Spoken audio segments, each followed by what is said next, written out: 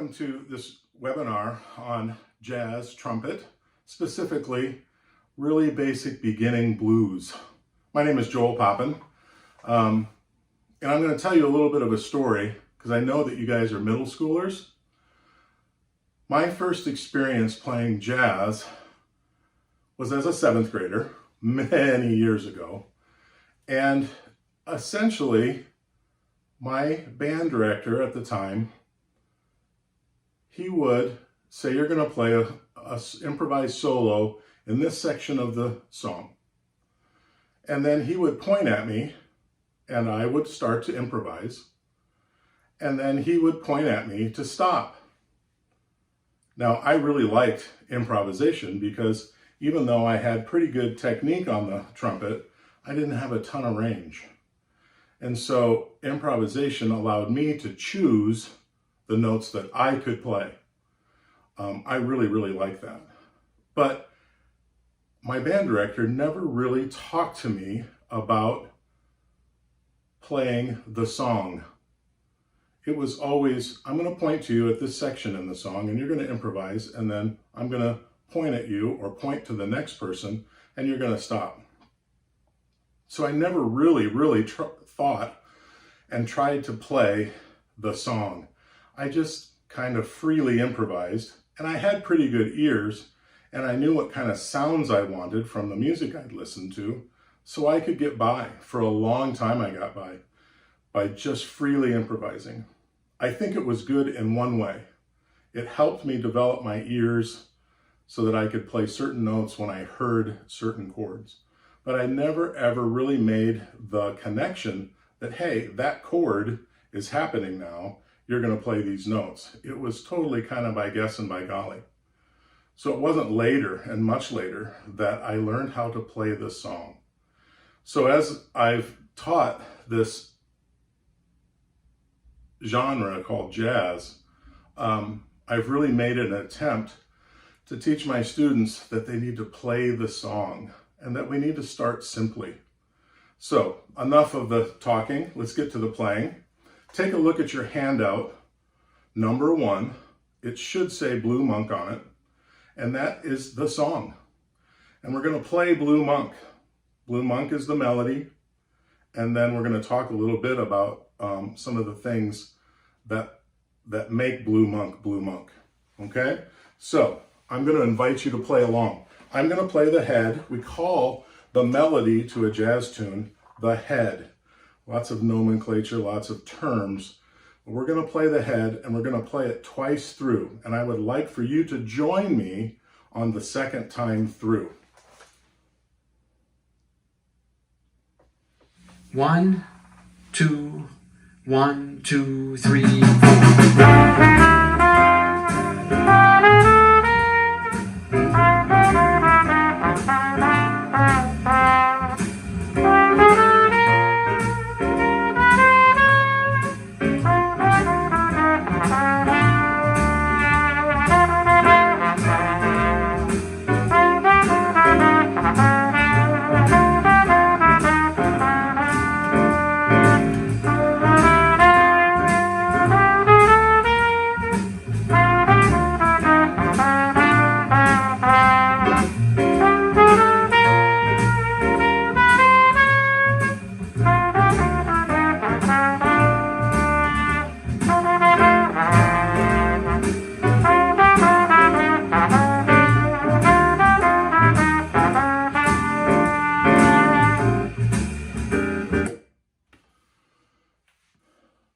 So that's the melody.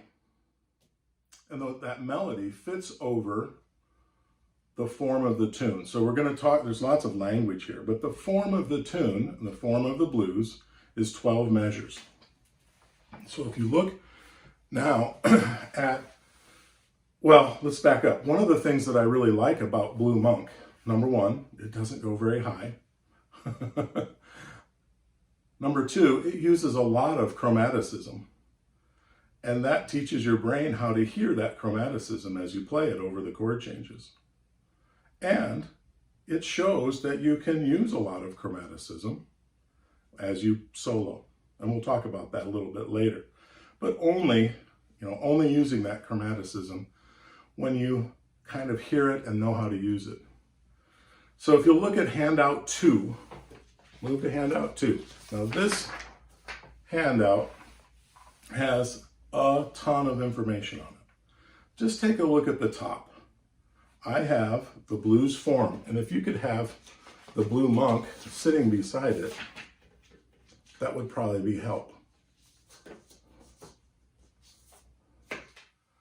So I've got the first 12 measures, and you can look through it until you see a double bar. Now, every measure has 4 beats, but what I've done is I've put in here some whole notes and then some quarter notes, just so that we can learn what notes to use in each measure better, okay? So take a look at it, and I think you should see a C with a 7 beside it above the first measure. Okay, and if you keep looking, we have C7, C7, C7, C7, then the second line, F7, F7, C7, C7, then the third line, G7, F7, C7, C7. That's the blues. This is a really basic blues. We call it a 5/4 blues. It's 12 measures long. Another word for measure is bar, 12 bars. It consists of, if you look at it, 3 4-measure phrases.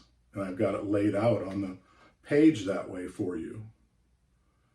All right. So as we're playing a song, there are chords. Chords are multiple notes played at the same time.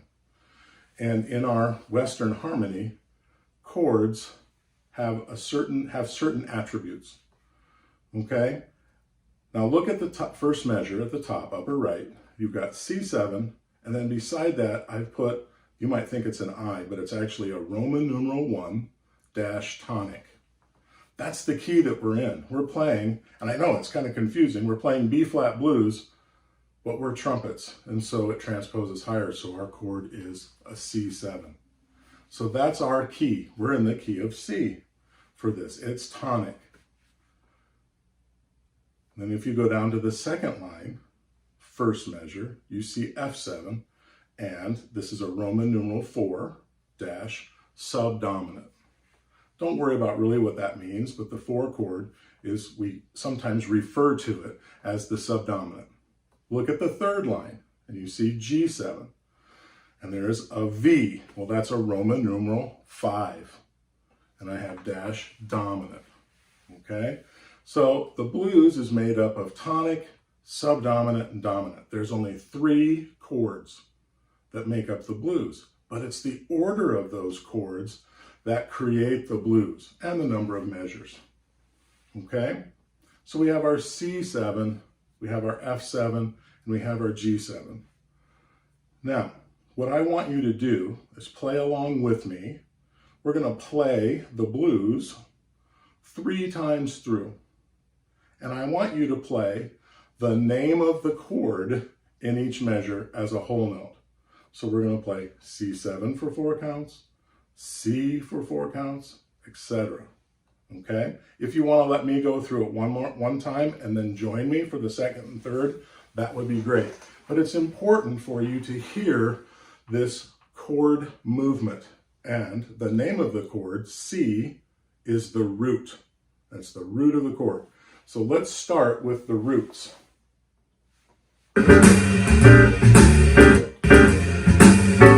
One, okay, here we go. 2, 1, 2, 3, 4.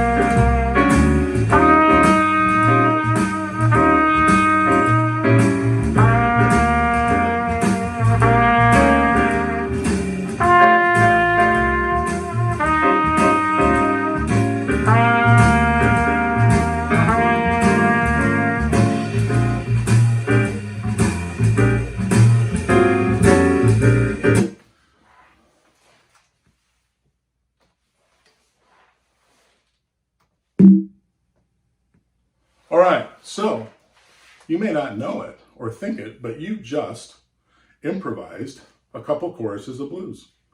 And you showed the listener that you know the song, the form of the tune.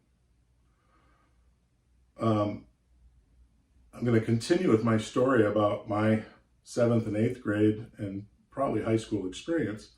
Eventually, somebody showed me the blues scale. And if you look down there, after our blues form, you see that I have some scales written for you.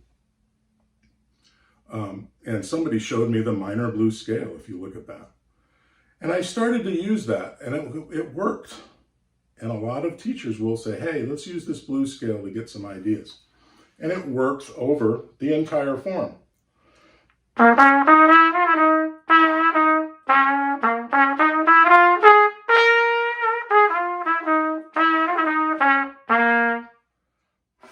And it sounds kind of cool, and it can work. But if you don't tie the use of that scale to the form of the tune, people are not going to know and are not going to perceive that you know the song. Another analogy that I like to use is that of learning to talk.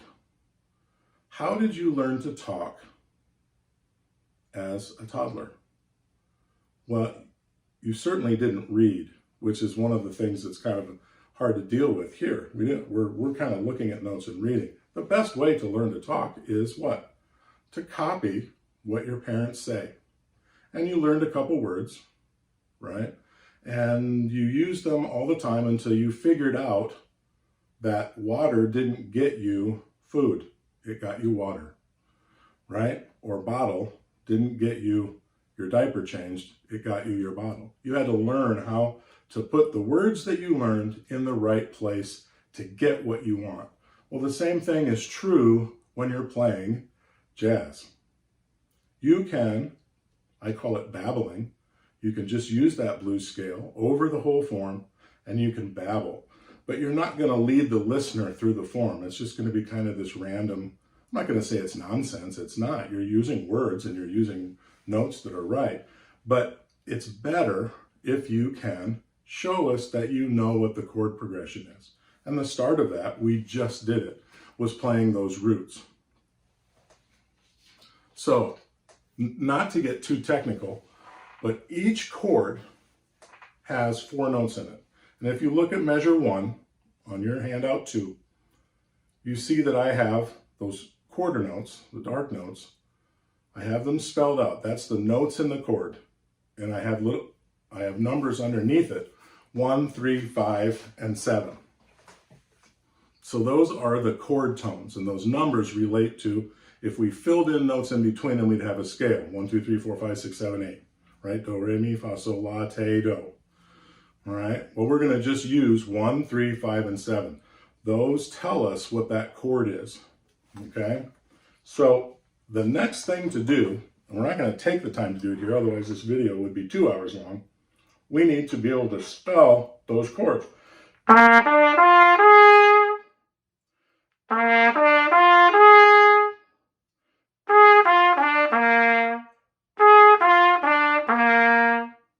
you go down to the second line, you have the F7 chord.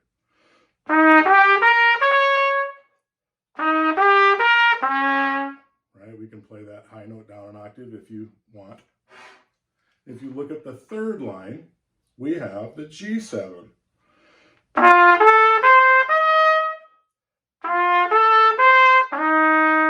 it down an octave. Okay? So, let's do a play along again. We're going to go go through it 3 times, and I'd like you to play the thirds of the chord along with the backing track. Okay, so the note that has a 3 under it. Okay, and we're going to do this. Let's do it just twice. Let's do it twice.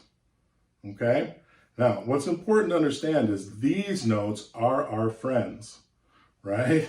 So if we were playing along and we were using our blues scale, what we want to do is want to land on these notes either at the beginning of the measure or even at the end of the measure, at the end of our phrase.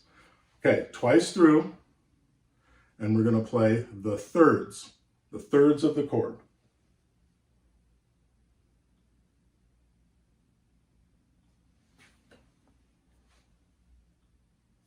One, two, 1, 2, 3, 4.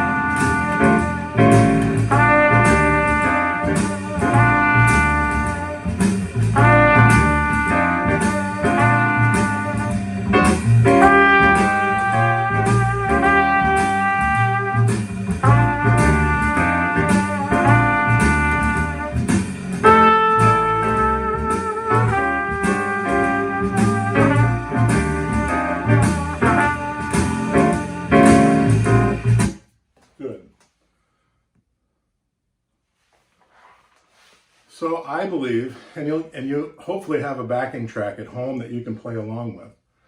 I really think it's important that we do that. Now, we haven't gotten into rhythm or anything, but if we just play the roots and the thirds and the fifths and the sevenths through that progression and start to hear how those notes fit, because they do fit, okay?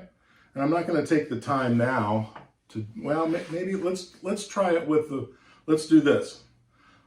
Let's do one time through playing the fifth and one time through playing the sevenths, just so we can get used to it and we won't stop in between. So fifths and sevenths. Here we go. 1, 2, 1, 2, 3, 4.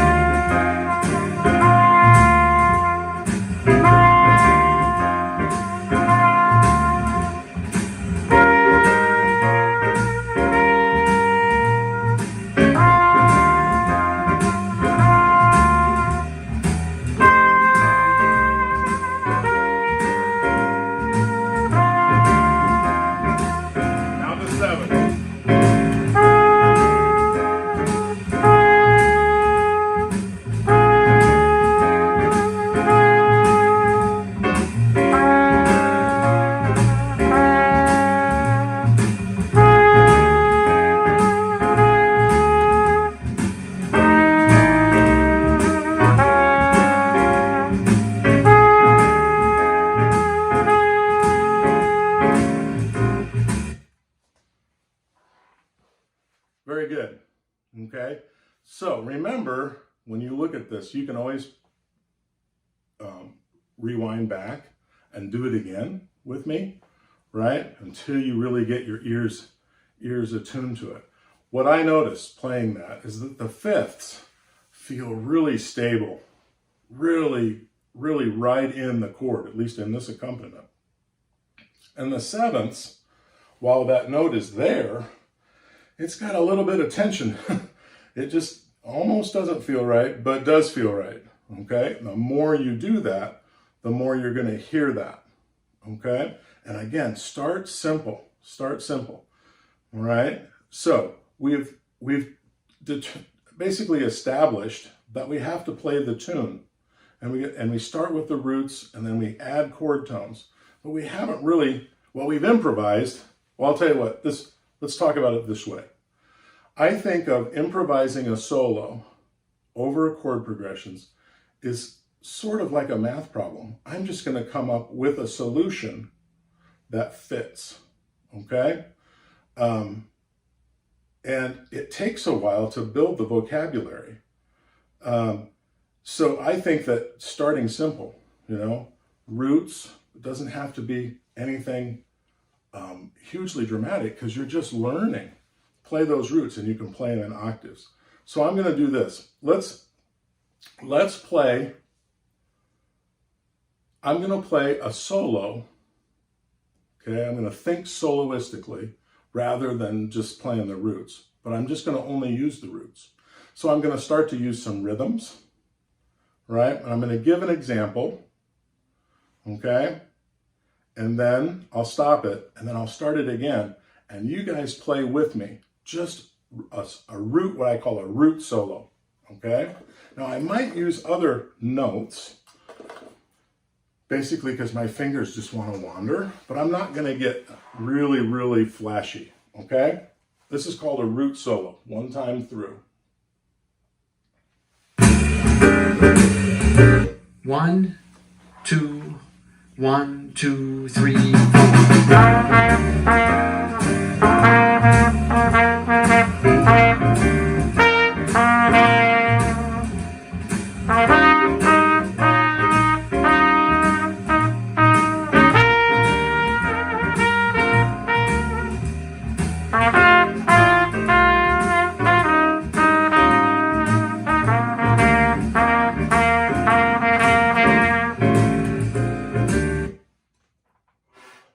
So as you could hear, that starts to sound more like the jazz that we're used to hearing, okay?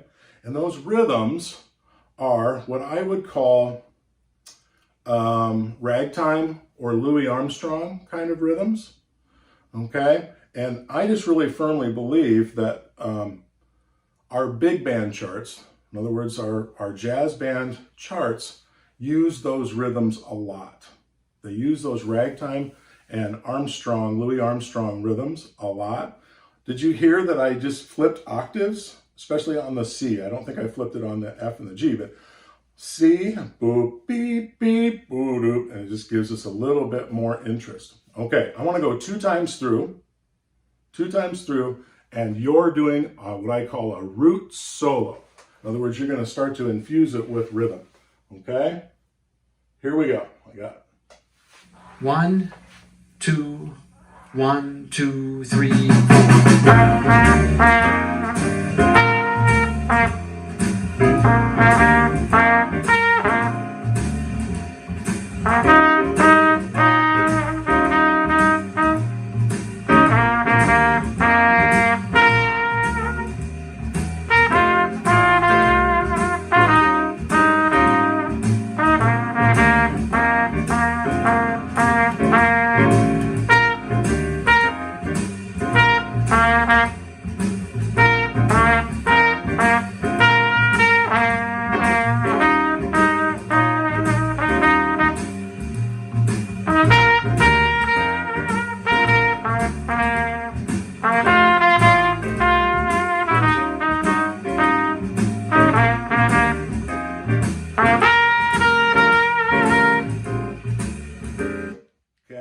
So there was two times through playing roots.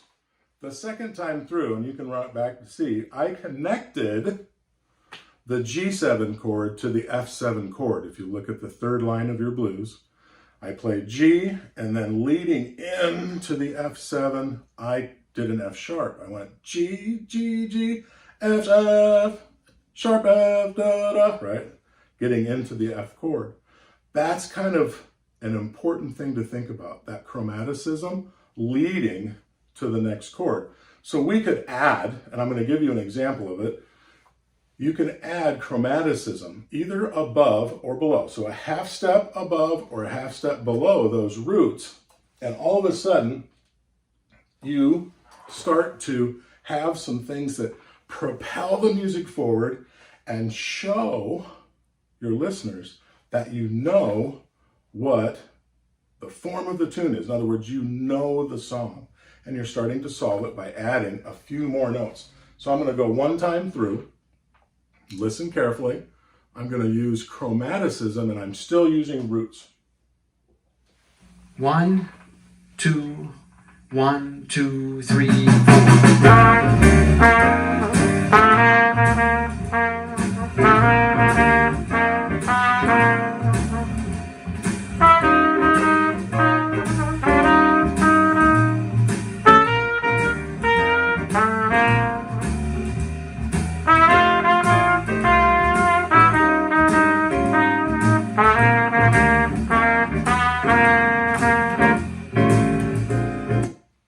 Okay, so starting to sound like something, isn't it? And we could do that same exercise with all of the chord tones. Okay? That would take us a while. I'm not going to do that right now, but you can do it with your backing track. Play the chord, and then start to use those notes as, I call them goal tones, right? And I could still use, going back to that minor blues scale that some of you may know really well, I can use that as filler, but I start to make a goal of playing the thirds, the roots, the fifths, the sevenths.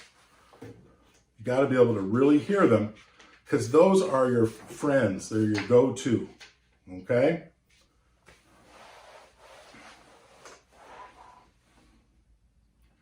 All right, so I'm going to give you an example. I'm going to give you an example of, and I hope you'll hear it, I'm going to use roots and thirds, okay? Roots and thirds, and maybe some chromaticism leading into those roots and thirds. Listen carefully. 1, 2, 1, 2, 3, 4.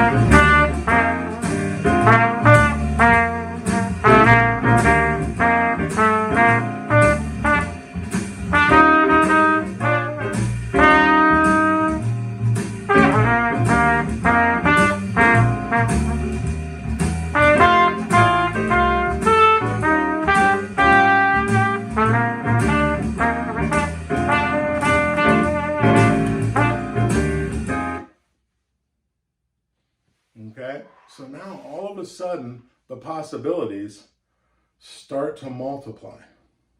Okay, and you heard that. I have more note choices. They all sound good, and I'm still using kind of that ragtime rhythm.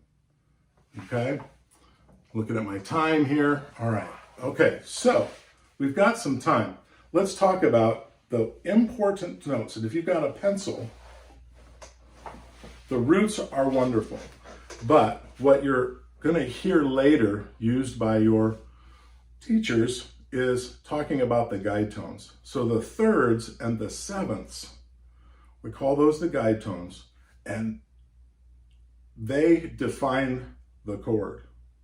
Notice that fifth, we don't talk about it so much, but man, is it a feel-good note. Don't be afraid to use it. It feels really, really good. Okay, and by using it, I'm talking about trying to get to that note on the downbeat of a measure. Okay, or if you're in playing a phrase and you want to play a long note at the end of the phrase, or even just ending the phrase, ending on what we call a chord tone or a guide tone. So thirds and sevenths. I want you to look at this carefully. We've already talked about just playing the thirds or just playing the sevenths, but what if we use both?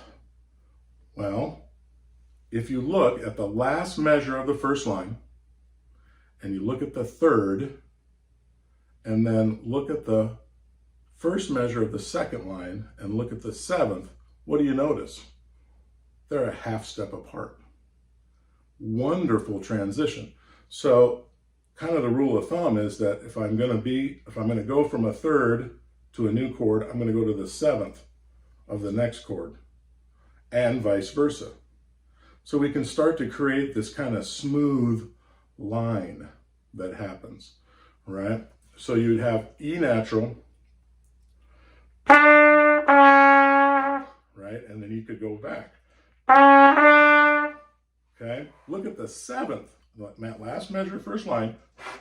Last measure, first line. Look at the seventh, the B flat, and then look at the third of the F7. A, B flat to A. Right?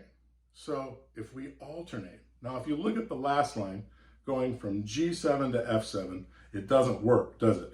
Because those chords are right next to each other. So the rule of thumb is, if the chord change does a skip, you would go 3-7 or 7-3. If it goes by step, you'd stay 3rd to 3rd, 7th to 7th. Okay? Now that's a lot of information. I'm going to tell you it sounds really cool. Okay, so I'm going to give you an example, and then I'm going to ask you to play along with me trying it. Now you might need to do it in whole notes. You might need to start on the 3rd, right? Because you have to give your brain some time to think about it, right? So here's what I'm going to try to do for you. I'm going to, in the 4th bar, 4th measure, I'm going to go from E to E flat, okay? All right, and I'm going to do it one time through with, in other words, starting on the 3rd and going 3, 7, and etc. Okay, listen. 1, 2, 1, 2, 3, 4.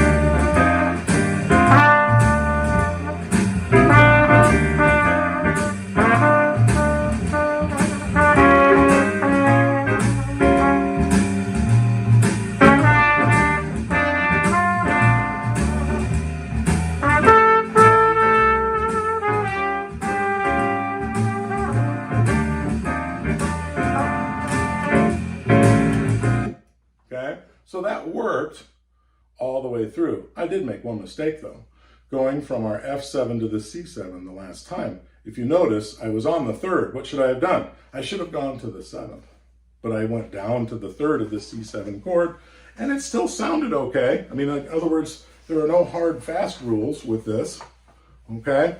But did you hear how it sounded like you're leading us through those chord changes? It increases your knowledge. Now I'm going to do it one time through with the 7ths. Starting on the 7th. So I'm starting on the B flat, and then I'm going to lead through. 1, 2, 1, 2, 3, 4.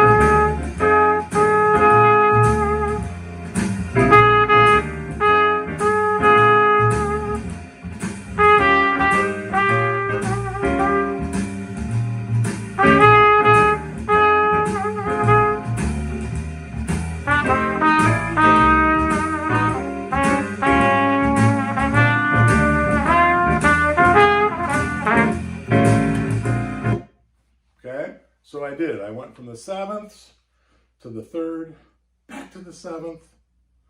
Then I did the 7th of the G7 chord, and I got to the 7th of the F7 chord. And then I went to the 3rd. I did it right that time. Went to the 3rd for the C7, and in the last measure, I just arpeggiated the chord, right? Did it sound okay? I think it did. It sounds like jazz, okay? It's not very sophisticated yet, but don't worry about that. If you do enough reps of that, right? Lots of repetitions. Jazz musicians practice chord progressions over and over again, trying to come up with different solutions, right?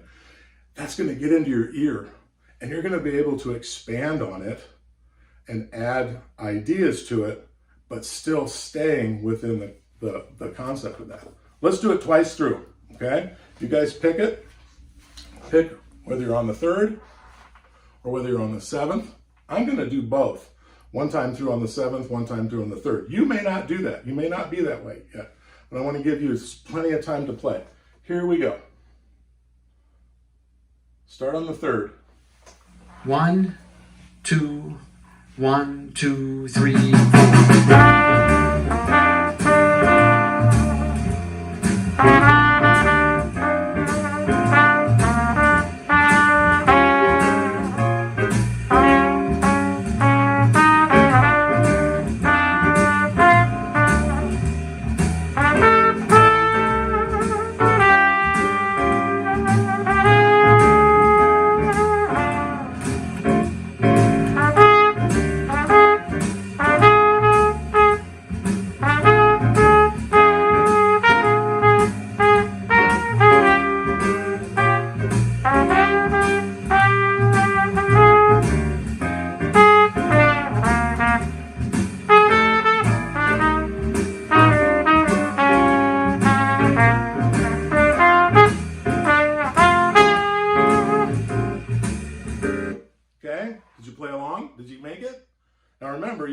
just rewind this, do it again, right?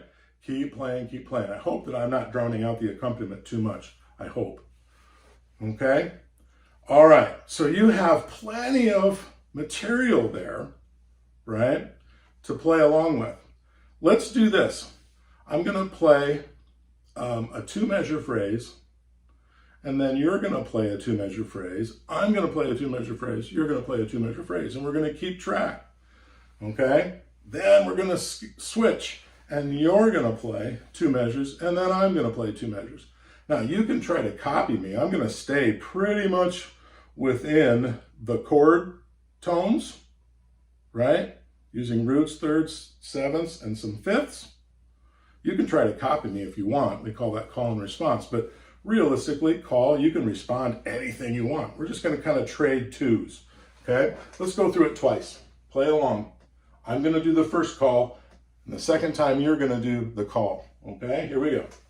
1, 2, 1, 2, 3, 4.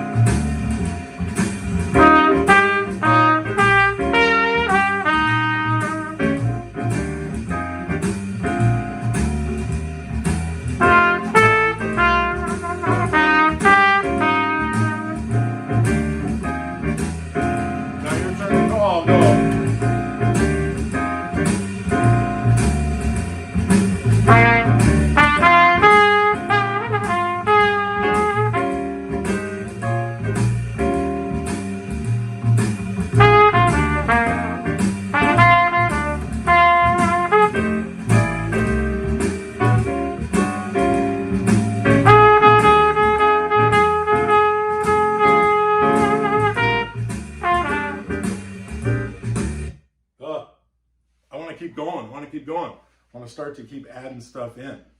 Okay, so that's really the crux of what I'm trying to get done here. But let's talk about playing trumpet. The reason I talk, especially with brass players, about doing repetitions is so that you get in your head, and let's put it this way. I would encourage you to not look at the handout every time. Let's get this memorized. It's only a couple, 3, maybe 8 notes to get so that we can get through and solve the problem of the chord changes. So what I do when we're trying to learn a progression is I'll do it with a handout or a resource sheet for a while, and then what I do is I turn my accompaniment on and I walk around the room playing the roots, playing the thirds, connecting the roots to the sevenths. I do it because that forces me to use and make sure I'm doing my ears, not my eyes. Because what can happen, trumpet players, we all know. I can finger first valve, think I'm playing B flat, and I'm playing F. And that forces us in bad places, like F in the C7 chord is not a note we want to play. We don't ever want to play it, okay? It's a bad note. So we got to make sure that we are in control of our horn and are on the correct partial shelf, okay? And that requires us to use our ears. And I've had a bunch of my students, and sometimes me included, that I'm playing along and I think I'm playing a really neat line, right? I got this thing happening, only I'm on the wrong shelf, and as a result, it actually clashes with the chord tones as opposed to is in the sweet pocket of the chord tones. So that's why I really think about you need to do lots of repetitions on, I'm not going to say easy, but middle of the range stuff so you can really hear it. And then when you get bored with that, you can start taking things up an octave. You can start adding the upper octaves and the lower octaves. Okay? So if you look at, if we look at the information on handout 2, right, we've got the major blues scale and we've got the minor blues scale. Now, if you look at that carefully, and I didn't put the numbers in because I didn't want to have to do it for every chord, but the major blues scale has more notes in common with the 1 chord, C7, the tonic chord, right? It doesn't have the flat 7 in it, doesn't have the 7, but it has 1, 3, and 5, whereas the minor blues scale doesn't, but it has the 7th. So these scales can be used sort of interchangeably if you have the knowledge of the chord tones and what our friends are, right? Our friends that we want to make sure we play. Okay? So with that in mind, I'm going to play a solo using only the major and minor blues scale. And I want you to think, can you hear me leading through the chord progression and showing the audience that I know the song? Now, what's interesting about this is major blues scale, minor blues scale. Look at the head. Wow, lots of it there, right? Lots and lots and lots of notes in the head are part of those two scales. I don't think that's a coincidence. I think that's on purpose. All right, so listen to me play a solo using major blues scale, minor blues scale, and knowledge of the form. 1, 2, 1, 2, 3, 4.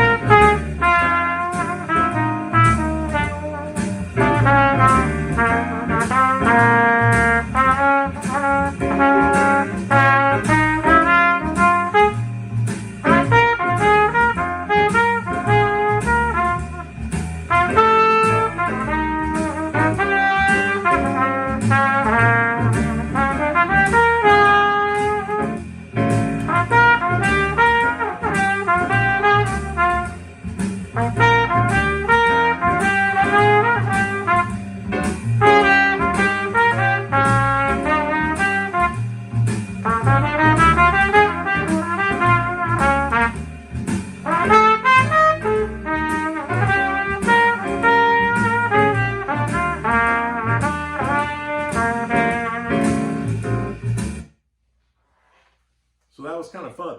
That was kind of fun. I think the second chorus probably was better than the first chorus because I kind of got into it. What did you notice with your ears? Does the blues scale work with the G7? Not really, does it?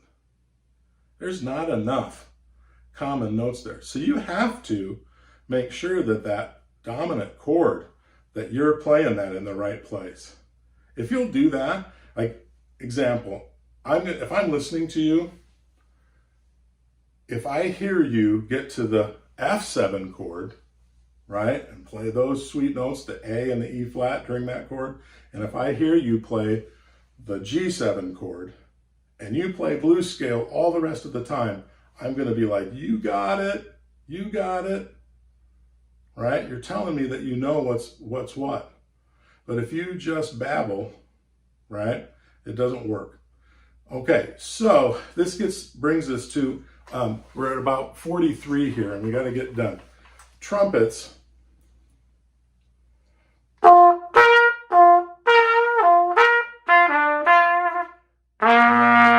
Right, we have all these effects. It can be really cool, right? The wah-wah using your plunger or your hand, or you can just literally sing while you're playing.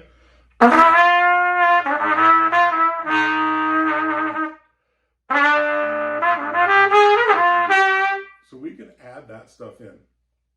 More advanced playing. Okay? On handout 3, there are some links. If we look at handout 3 and have handout 2 beside it,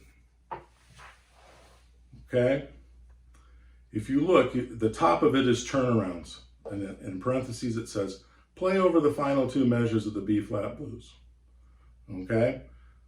More complicated harmony. There are licks that can get you there, right? The last 2 measures. Let's not worry about that for now. Let's just look at what I call the short 2-5. Okay? Middle of the page. Short 2-5-1.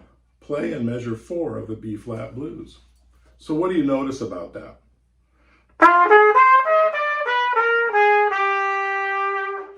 Right? It gets us from the B-flat to the A, right? And it's a really cool actual music from a solo that I transcribed, okay?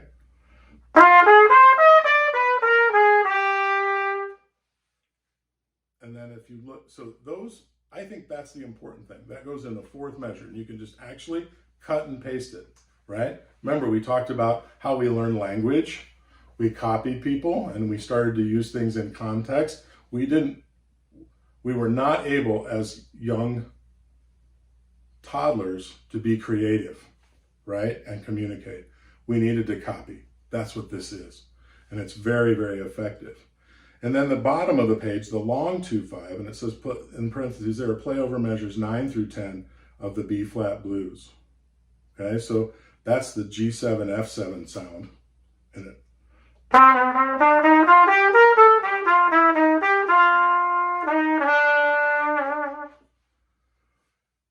What that brings us to, by looking at those licks, is the fact that modern jazz soloing, well, jazz improvisation morphed through, you start off with what I call the ragtime rhythms, the Louis Armstrong rhythms, and they're really effective.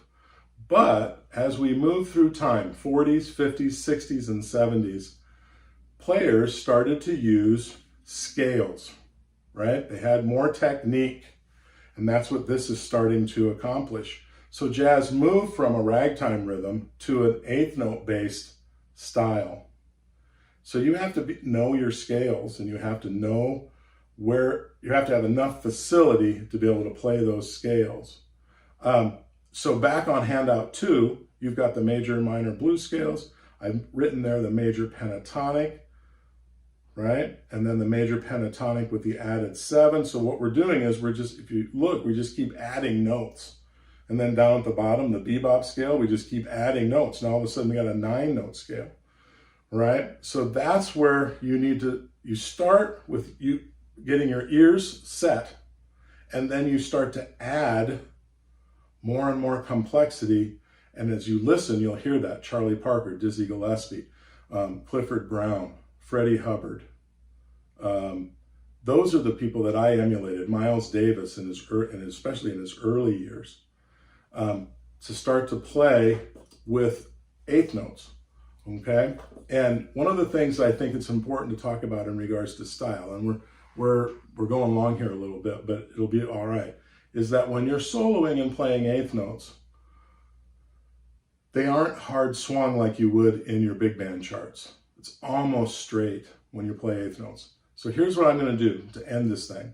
I'm going to play 2 choruses starting to use the scales, right? And starting to use eighth notes ideas, right? Almost streaming eighth notes, right? Almost streaming eighth notes. But you don't want to do that. You don't want to just do it. It can be an exercise, but don't do it. But I'm going to do 2 choruses of the B-flat blues to close this out.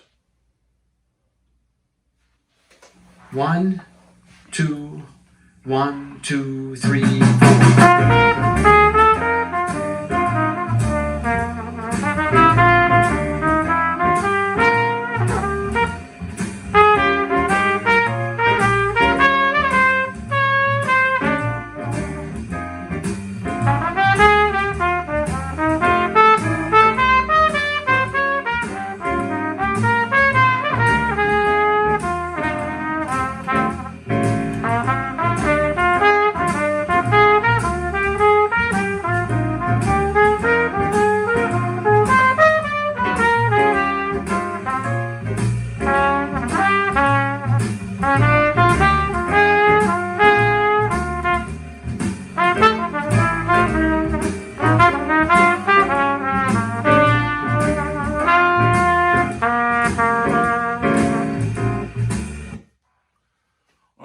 So you could hear that. And I was using triplets as well, using eighth notes, triplets.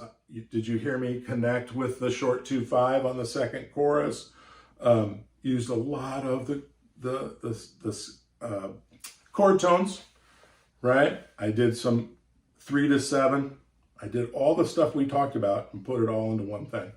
Now I'm going to encourage you to rewind and use this. That's what I do. I have a couple of these kind of webinars that I use, and I always just rewind, play along. Oh, I didn't get that. Let's try it again. Rewind, play it along. I hope that this has been a valuable experience for you. I think it's fantastic that you want to learn about this music, And thanks for listening all the way through.